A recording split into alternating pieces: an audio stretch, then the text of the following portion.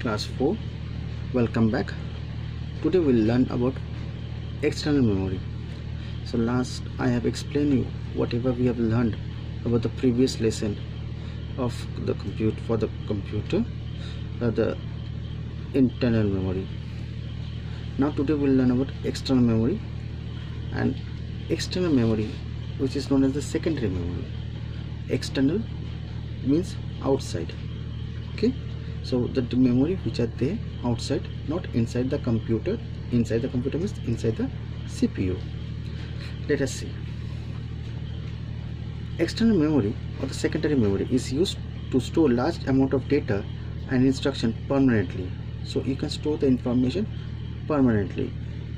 This is also called backup storage. The main memory of the computer is temporary memory and has a limited storage capacity. So the main memory, the CPU, which has a very limited storage capacity, and suppose you want to increase that, the cost will also increase. So the data has to be stored separately in a secondary backup device to keep it permanent. It is not part of the main computer. So as you know, that in the CPU has the memory which is not so huge, and if you suppose you want to increase the memory power, so it will be more costlier. So it is better not to use that. So external memory are not the part of the main computer. You can have a device which help you to store information, but you need to attach them with the main computer, taking the information from the computer, putting inside the secondary memory, and then removing the secondary memory. So that's mean example of a pen drive. Whatever the information you have inside the computer, you take into your pen drive, and then take away the pen drive and keep it with yourself, and you can keep the information for a longer period of time. The data on the backup device is transferred to the main compute memory, and as and when processing is required. So the backup device, you can take the information in your pen drive, and again you can put the pen drive inside the computer, and if you need the information, you can take from the pen drive, you can work on it, and then again you can resave in your pen drive, and you can remove the pen drive. So the information is there in your pen drive but not in the computer. Secondary storage device can be used to store many gigabytes of data today. So secondary memories nowadays has lots of power of storage power. It is much cheaper than the main storage. It is now cheaper than the main storage. As I told you, if you want to increase your memory power in the CPU, you can do that, but the cost will be too high. Floppy disk, hard disk, CD, DVD, pen drive, etc. are secondary storage device. These are the example of a secondary storage device. So let us see what are the secondary storage device. The book says storage device. Let us learn about some secondary storage device. Hard disk which you can find inside the CPU. It is fixed inside the CPU. You also can have an external hard disk. You can have an external hard disk which you can carry wherever you want to go, you can with you. Now internal hard disk which is fixed in the CPU, you cannot carry. You cannot carry the CPU here and there. Big size of the CPU, the size of the CPU is big, you cannot carry that. But external hard disk, you can carry that. Hard disk stores all the information, all the software and data. Hard disk store all the software and data. It is fixed inside the CPU box. It can store between 80 GB to 300 GB of data, gigabytes of data. Next you can see the circular. It's very common to you all of you know that it's CD, but the full form of CD is compact disk. Full form of CD is compact disk. It is a portable device that stores large amount of data. A standard 120 mm CD holds 700 MB megabytes of data. Now you know, suppose your birthday you had a birthday party and you want to keep that memory, you can take the photos and you can store all your information in that CD. You can do with, and you can see that people are doing in the marriages, people are doing with their programs and many things. So you can see that you can store games also in the CD. You can store movies, the CD which is available in the market for more different movies. So you can see movies also using those CDs. So you can have information, you can store, you can carry. Suppose your project, your ma'am gives you any project, or if you get any project on any subject, so you can prepare that project and then you can store that information in the CD.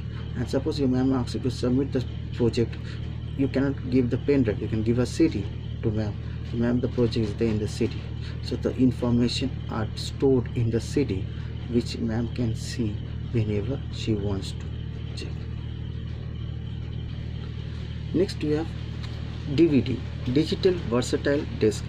It is physically similar to the compact disc but can store about 7 times as much data as a CD. It is used to store and distribute high quality audio and video. So DVD can store more information than you can store in a CD. Blu-ray disc is developed to enable recording, rewriting and playback of high definition video as well as storing large amount of data. It can store more than 5 times the storage capacity of traditional DVD. So you can see the DVD can store more information than a CD. Blu-ray disc can store more information than DVD. It can store, as it says, 5 times more information than a DVD. Means what 5 DVD can store information, that you can use one Blu-ray disc to store that in one disc. One disc equal to 5 DVD. Next you have a pen drive. A pen drive is a small portable device that stores very large amount of data. Pen drive is also called flash drive. So it is also known as flash drive. And you know, pen drive, with the help of pen drive you can copy any information, you can take any information from your computer CPU, and then you can carry it to any parts wherever you want. You can carry it. For example, suppose your ma'am give a project to you to do, you can do the project at home. After completing the project, you can copy the file in your pen drive, you can bring it in the school and you can show it to your ma'am with that. Memory card is a popular storage medium for use in small electronic devices such as digital cameras, cell phone, etc. So all of you have seen this. It's a memory card. You can store information in it. Last we have cloud storage. Is a device used for storing the data online. A user just needs an internet connection to access the data online. Google Drive, OneDrive, Dropbox are popular cloud storage providers. So these are the software, with the cloud storage software. You don't have to carry anything. You can call the hardware, where things which you are carrying in your hand, physically you can see the device. But cloud storage is software.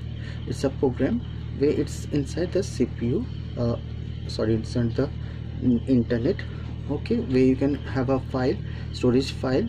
You can store your information in that file. You don't have to carry it anywhere. So only what you have to do, you know the name of the file or the storage, cloud storage device. You go and sit in the computer or the file, you open it up and then you can take down from there.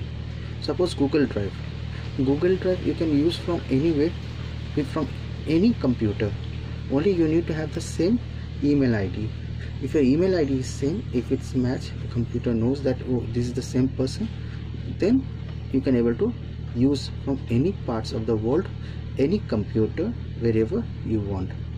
OneDrive also the same thing, Dropbox also same. Suppose you want to send a letter to your friend, same office, to your friend, a colleague. What you will do, you will type a letter and you will mail to his Dropbox.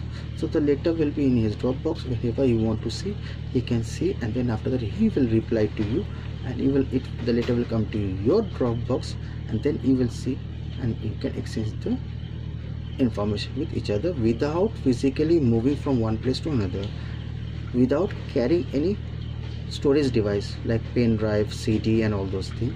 It's there in the internet. You have that file.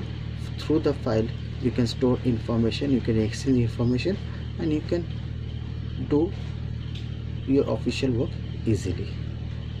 So class, these are the few external storage devices. Class 4, here we complete the chapter number 1, the storage and memory device. So read the chapter, and next class onward we'll start a exercise, and hope we're going to finish up this chapter as soon as possible, and we'll start with the next chapter.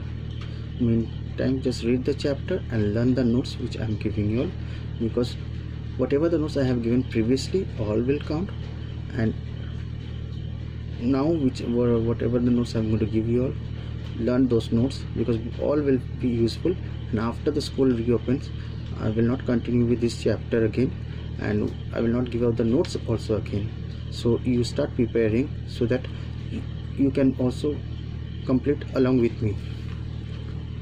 So class, stay at home, stay safe, wash your hand with sanitizer regularly, listen to your parents, and we have to fight coronavirus. So always put masks on your face and keep social distancing. Thank you.